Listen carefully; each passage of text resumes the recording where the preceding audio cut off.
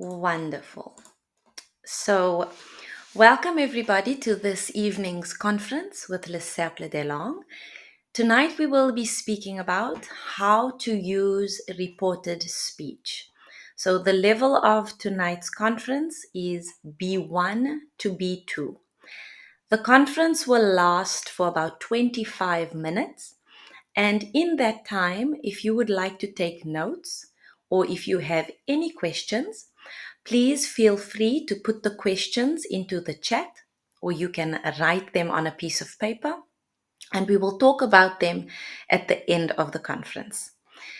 Also, after the conference, you will be sent the PDF via email so that you can have it to look at some grammar or some vocabulary that you will find useful. So let's begin. So in today's conference, we are going to look at 4 parts. We will look at understanding reported speech.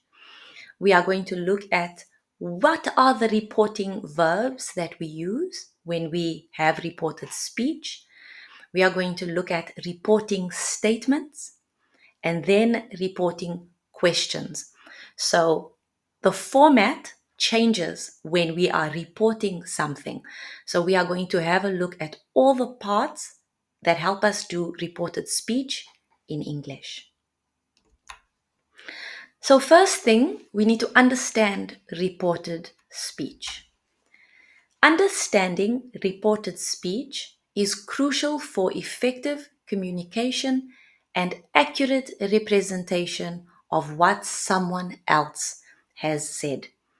In reported speech, people convey the words spoken by someone else without quoting them directly. So for you on the right hand side, you can see that there is the translation in French. So instead, they rephrase or report their words while maintaining the meaning and the context of the original statement.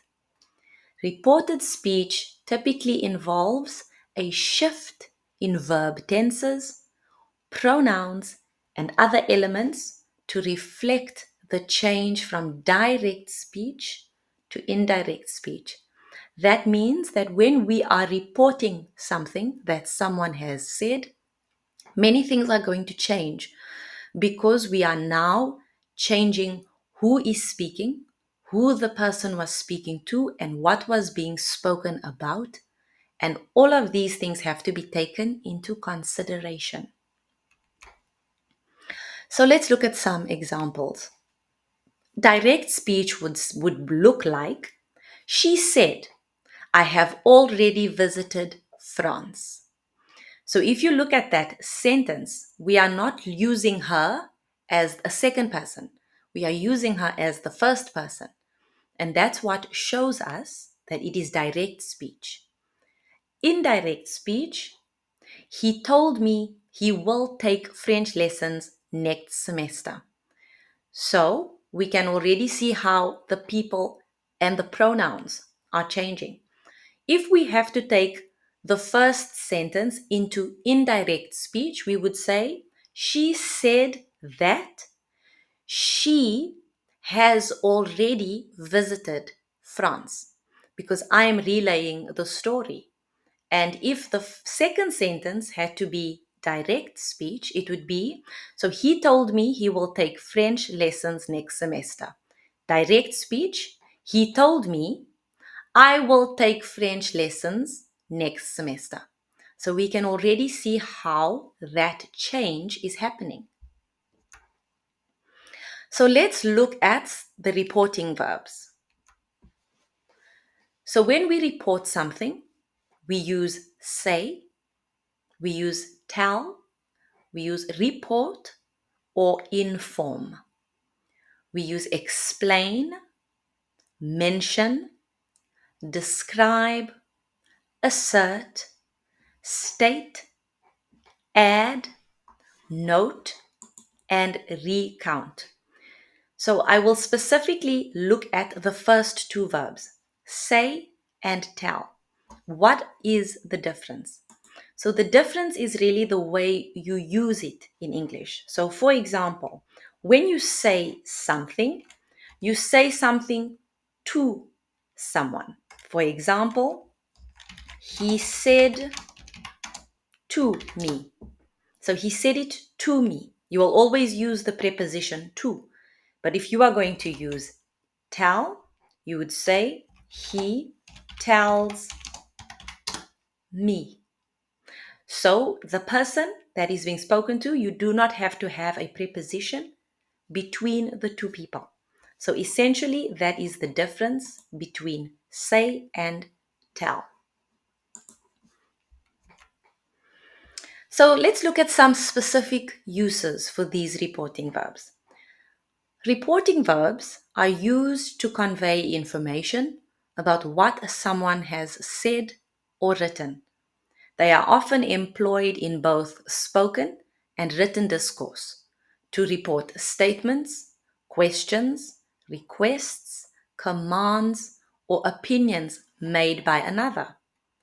So when we look at these verbs, we need to choose a verb according to what it is or the mood we are trying to explain. For example, if I'm saying something, it's more likely to be a statement.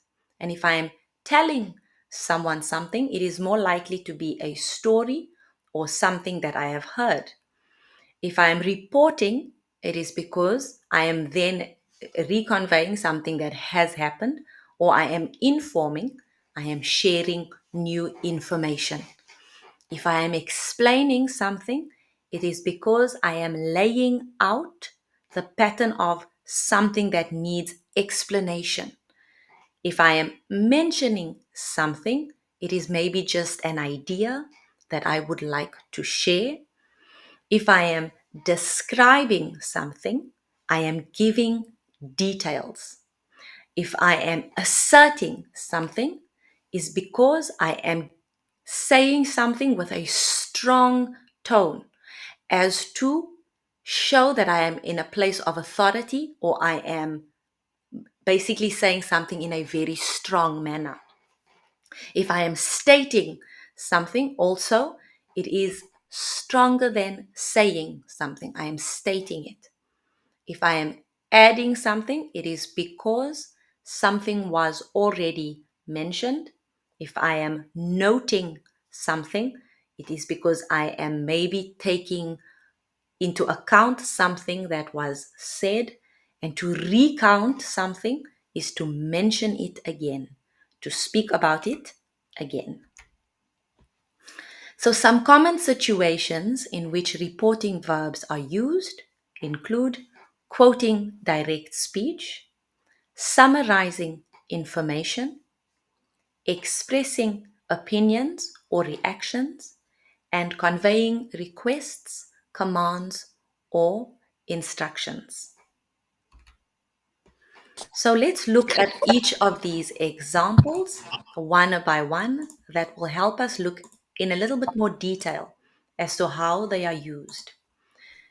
So, for example, when we are quoting direct speech, Dr. King said, I have a dream. We are saying it word for word as he said it. When we are summarizing information, the study suggests that there is a correlation between exercise and mental health.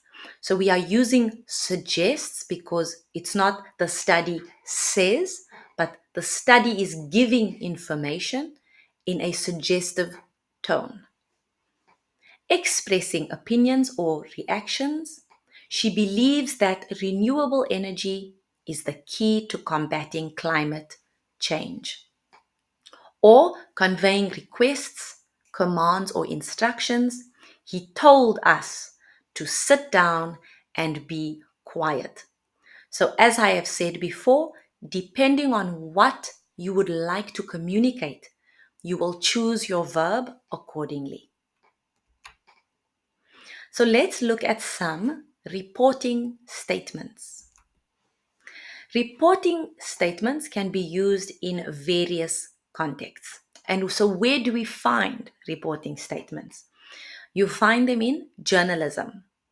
Reporters often use both direct and indirect speech to relay information obtained through interviews, press conferences, or official statements. You would also find report statements in academic writing. When referencing the work or ideas of others in academic writing, it's crucial to report their statements accurately. This may involve both direct quotation and paraphrasing.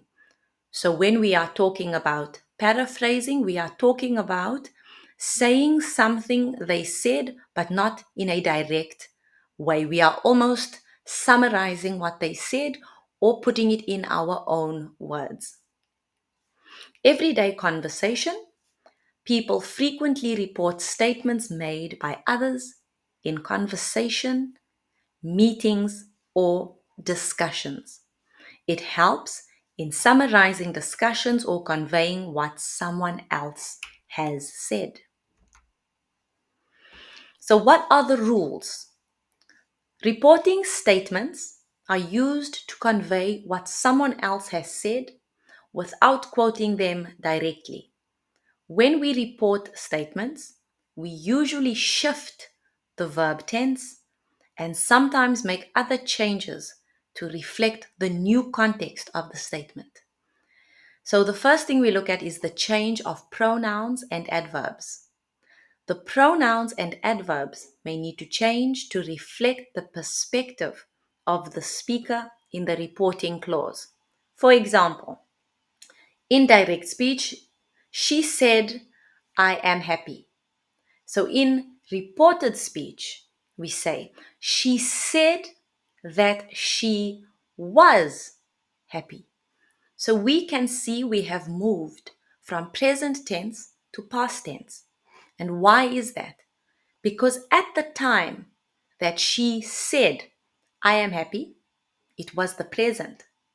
But when I recount what she said, when I repeat what she said, it is now the past. So therefore, I have to take the present simple into the past simple. And I have to add that. And it's the same in French when we use que. So she said that she was happy. If we look further at these tense changes, the tense of the verb in the reported speech often changes. And here are the typical tense changes. So present simple will become past simple. So for example, she said, I am happy. She said, I was happy. So she was happy. So it changes, excuse me. The present continuous becomes the past continuous. So if I say, she said, I was running. She said that she was running. Because as I explained before, when she said it at the time of speaking, she was using the present. She was in the present. And that now becomes the past. The present perfect will change to the past perfect. She said, I have done my homework. She said that she had done her homework. So that becomes the past perfect. The past simple will also become the past perfect. So, for example, she said, I was happy. I would say she said that she had been happy. So we need to follow the change. And then most of your future forms will become your conditional forms. So let's look at more examples. I will call you tomorrow. She said that she would call me the next day. Something that we can also see is our time expression changes. So tomorrow becomes the next day. Reporting verbs like say, tell, ask, inform, etc., are often used to introduce reported speech. These verbs are followed by a reporting clause. So here we are talking about the that clause. For example, she said that she was happy. He told me that he had finished his work. We also need to point out that we report what someone said. We do not use the exact words. So we do not use quotation marks. So as you can see, the only time we use quotation marks is when it is direct speech, because we are reporting word for word what this person has said. But if we are going to use a reported speech, or the reported part of speech, we are now not using the quotation marks anymore, because in our own way we are paraphrasing, or we are reporting what was said. As I mentioned before, our time and our place expressions will change. For example, if you look at "I'll see you tomorrow," she said. She said that she would see me the next day. So if she also says, I will see you today, that means she said that she would see me yesterday. So it's important to note how our time expressions change as well. So, some helpful tips. So it is very important to note. And when we note certain things, we need to note that not all reporting verbs are followed by that. Some can be followed by a direct quotation without the word that, such as say and tell. For example, she said I'm happy. He told me I have finished my work. So what we are trying to say that sometimes we will not use the word that. But for a general rule of thumb, when you are using reported speech, you could use that. He said that he is still doing his homework. But if it is direct speech, you do not have to use that, because you are reporting what someone has said. Understanding and correctly applying reporting statements is crucial for accurately conveying what someone has said in writing or in speech. So now we are going to cover reporting questions. When learning about reported speech, understanding how to correctly report someone else's words or thought is essential. For example, we have already looked at what do I want to say? And what I want to say, I then will choose my correct verb. Do I want to state something? Do I want to ask something? Do I want to suggest something? In English grammar, there are several key reporting questions that help convey the reported speech accurately. So reporting questions can be found mainly in these contexts: journalism and media, research and surveys, business and corporate reporting, legal and investigative contexts. In all these contexts, the effective use of reporting questions involves formulating clear, relevant inquiries to gather information, opinions, or evidence. Summarizing these questions accurately in reporting helps convey essential details while maintaining clarity.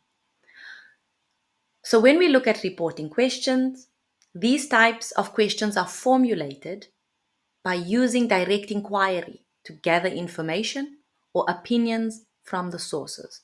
So there are many different kinds, so let's have a look. Open-ended questions. How are they formulated? Questions such as, can you provide more details about the incident, are open-ended, allowing the interviewee to provide detailed information without being constrained. They encourage the interviewee to elaborate and provide additional context. So, for example, if I say, will you be attending the meeting on Monday? It is simply a yes or a no question. Therefore, it is not an open-ended question. An open-ended question requires the person being interviewed to give more details. So that allows them to elaborate on what they are saying. A probing question.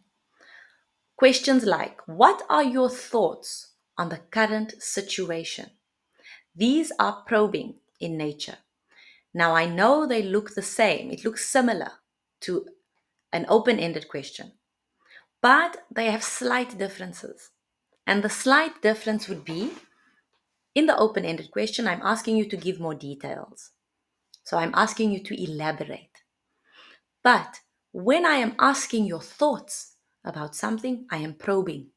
I want to know your personal feelings on a subject. And that shows us it's a probing question. They aim to go deeper into the interviewee's perspectives, opinions, or insights regarding a particular topic or event.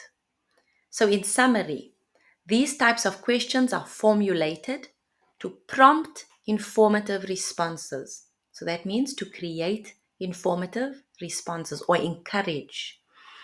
And they encourage interviewees to share their insights, opinions, or details on a given topic or event. So, examples for journalism and media, we can ask, when did it occur? Where did it take place? And why did it happen? Research and surveys, we can ask, how many times do you exercise per week? What is your level of satisfaction with the product, service on a scale of 1 to 10? How often do you eat out at restaurants? For business and corporate reporting, what is the current inventory level for each product? What is the projected growth rate for the upcoming fiscal year? And how many new employees were hired last quarter? And for legal and investigative context, can you describe your whereabouts on the night of the incident? Who else was present at the scene? What were the circumstances leading up to the altercation? So, what we've got here, it's a little exercise where you are allowed to fill in the gaps with the appropriate words to complete the sentences. So we choose the correct words from the options provided in brackets, so entre parenthèses. So it says, in and media, journalists often ask questions like, can you provide more details about the incident? Or what are your thoughts on the current situation? So are we talking about journalism, research, or business? Feel free to put your answers in the chat. What do you think? Are we talking about journalism, research, or business?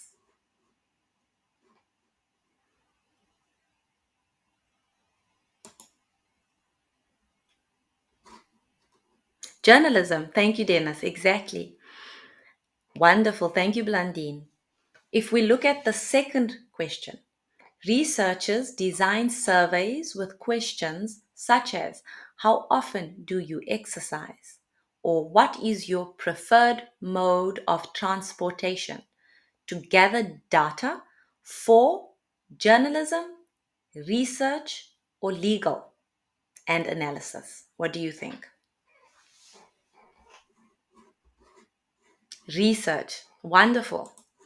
So, what we have looked at now is really how we ask questions. So, we've got two more. Feel free to do the two yourself after the conference. We are going to move on, and on the next page, you have your answers. So, thank you so much for your participation. So, to summarize, it's very important that we can look at the verbs and understand in which context we will use them. Okay, that's the first point. The second point is when we understand if we are asking a probing question or an open ended question, it really helps us to understand what kind of information we are looking for. Okay, so I really want to thank everyone for joining me for this conference this evening with Le Cercle des Langues. Do you have any questions or comments? Feel free to unmute your microphone now if you have any questions or comments to share. No? Everyone is good? Wonderful. So, as I said before, you will be sent the PDF after the conference this evening. So, you can have a look at all those verbs, which are very useful in the context of reported speech. Okay? So, thank you everyone for joining me this evening, and I wish you a very wonderful evening. Oh, thank you, Dennis, for the wonderful compliment.